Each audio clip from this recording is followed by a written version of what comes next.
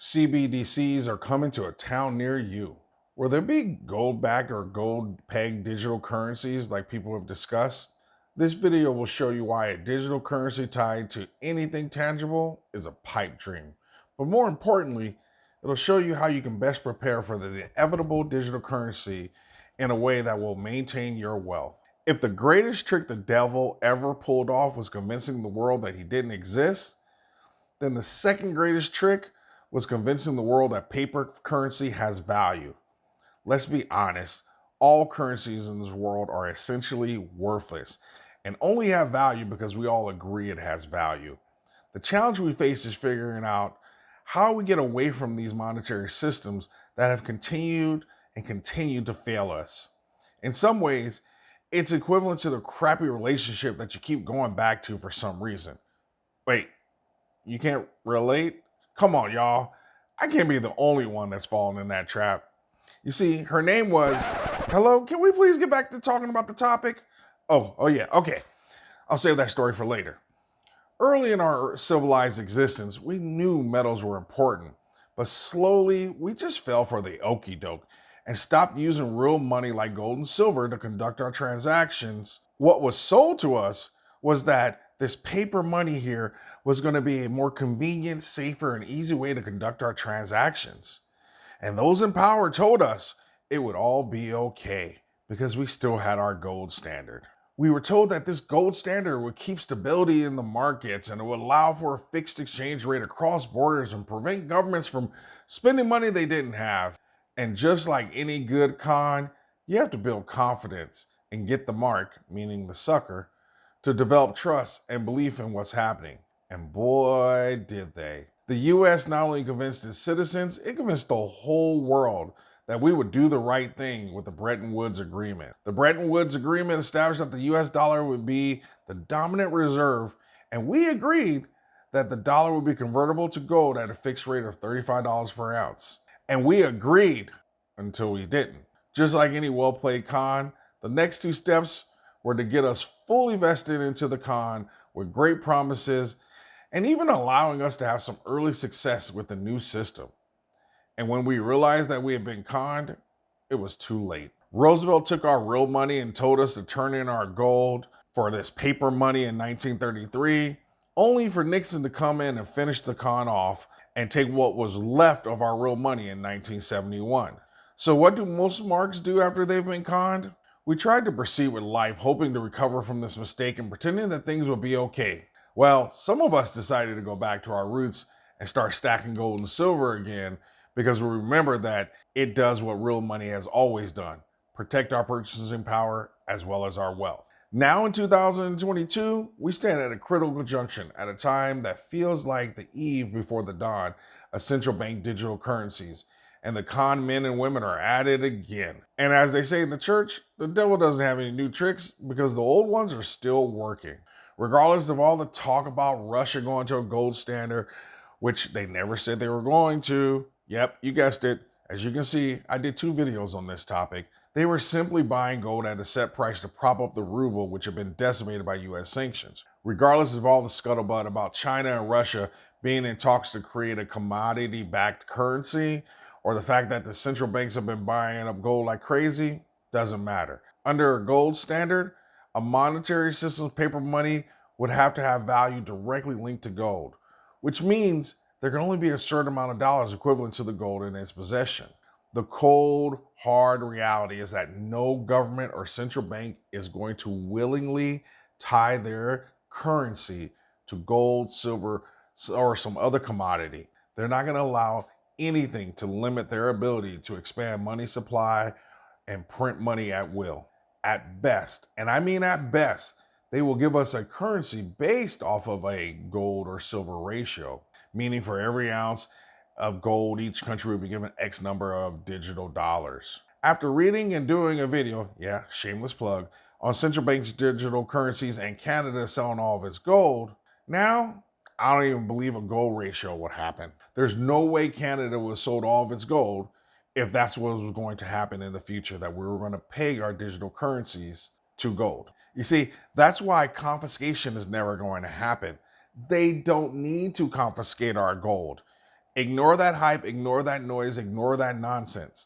They don't need to confiscate our gold because they don't need it to expand their money supply.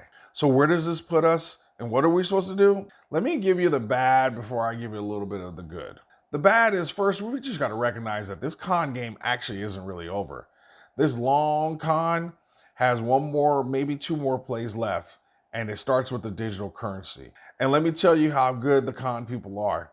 Many of us know that they are coming and they are bringing these digital currencies to con us, and we're still going to fall for it. Just like Charlie keeps thinking Lucy is going to let him kick the football one day. So with that understanding, we have to come to terms with two, the digital dollar is inevitable. What the Chinese digital yuan and all the footsie games they're playing with Russia have done, it's made us speed up the timelining in the United States. I believe the plan was to methodically move us into digital currencies so that people wouldn't revolt. But in order for the US to maintain its status as the world's reserve currency, it will have to deploy the digital dollar sooner than later. Simply because the US hand is being forced, that doesn't mean they can't leave their BFFs, meaning the banks, out in the cold. They're going to let us have the banks for a little while longer. And, there's more blood in the form of money for those leeches to suck off of us. So the third thing is the banks will continue in the short term. But the reality is we've already done most of the work for the banks and the government. Take a look at this chart from the San Francisco Mint, which shows how few of our transactions are actually conducted in cash. And that number continues to decline to the point that it's at 20% of last year's transactions in 2021 were done in cash. We've already done the hard work for them, folks. For the sake of time, plus this has been well covered by many other creators, I'm not going to spend precious time talking about all the problems with the digital currencies and the loss of freedom and that we'll experience and all that stuff. What we have to do is focus on what we can do. As I've thought about this more and more, there's one major solution that can protect us regular people. Embrace yourself, because I can't believe I'm actually going to say this. But we need to embrace cryptocurrency. I know, trust me, I am no fan of cryptos. I've never bought one, never planned to, and thought I'd live my whole life without having to even consider one. I'm going to channel some of that robot energy from Will Smith's iRobot movie. Remember that big computer Vicky? And she says, my logic is undeniable. And especially for us holders of gold, people will want a way to transact business outside of the central bank digital currency. And initially, at least initially, they will have to throw us some kind of bone, provided that the cryptocurrency doesn't actually get too big. It essentially would be like our black market for metals and all things that we value that we don't want the government to be watching. Though I imagine that it could or would ultimately have to be converted into digital dollars at some point. Jim Rickards, the famed investor, has long said and suggested that with the invention of the blockchain and high-level encryption, a gold-backed currency, cryptocurrency, could eventually become the way into reality. So that's one step we can take. The second is we need to stack like never before. I don't mean to go out there and be reckless, but I believe that the more wealth you have outside of the system, and metals in particular, you will be rewarded for it later. There's no way the government is going to screw over the top 1% who have held physical gold and silver in their families as generational wealth for decades. And those holding real wealth will have to be rewarded by the system, as well as whatever secondary markets emerge. That actually could be the moonshot we often hear people banter about. Finally, the third thing we have to do is resist. When they finally start us down this path, we as free people, regardless of creed, color, political affiliation, we will need to band together and resist, folks. We won't be resisting because we believe we can stop a digital currency, because that can't happen. The US has to embrace it if we are to stand a chance at keeping our reserve currency status. No, we are resisting to make sure that this implementation is done in the least restrictive way possible. That we make sure we maintain our right to hold our wealth outside the system in the form of real money, gold and silver. Let me know in the comments what you think about gold and silver bugs embracing a cryptocurrency. I know that's very controversial in our community. Would it have to be a currency backed by gold and silver for you to support it? If the digital dollar is inevitable, what else can we do to protect ourselves? Finally, While it's not likely to happen in my lifetime, I do wholeheartedly believe that we will have to return to a gold and silver standard when it comes to money. It's just they have to exhaust all the other ridiculous options before they go back to the most obvious and logical solution, which is back to a gold standard. Like I mentioned earlier, the iRobot movie, Vicky says to protect humanity, some humans must be sacrificed. To ensure your future, some freedoms must be surrendered. You are so like children.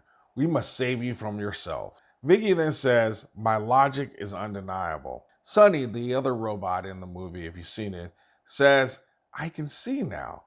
The created must sometimes protect the creator, even against his will. And unfortunately, I think that's a great analogy of what the powers that be think that they're doing. Ultimately, the devil and the con man or woman don't need and don't have any new tricks because the current ones are still working. So it's up to us to not fall for it again, to resist, to not be Charlie Brown sprinting after the football we know Lucy is going to move. Next, I want you to watch my Surviving the Financial Hurricane video or my SHTF is not why you buy junk silver video to learn more about how you can prepare yourselves financially.